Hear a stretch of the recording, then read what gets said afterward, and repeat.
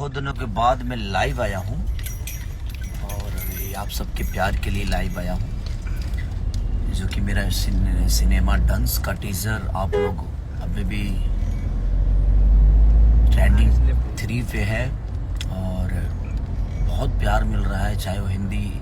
के लोग हो या पाकिस्तान के लोग हो या आउट ऑफ इंडिया के लोग हो, सबने रोस्ट किया उसको और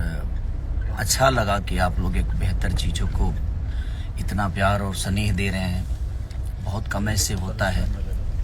उस पर मीम्स बन रहे हैं जो कि, और मेरी तरफ से हमारे धीरज ठाकुर जी जो हमारे डायरेक्टर हैं उनको ढेर सारी शुभकामना, हमारे सुधीर भैया को जो कि प्रोड्यूसर हैं उनको भी दिल से धन्यवाद। और ये गाना नंबर 1 ट्रेंडिंग पे है जो कि ग्लोबल म्यूजिक से है। थोड़ा गाना बजाओगे क्या?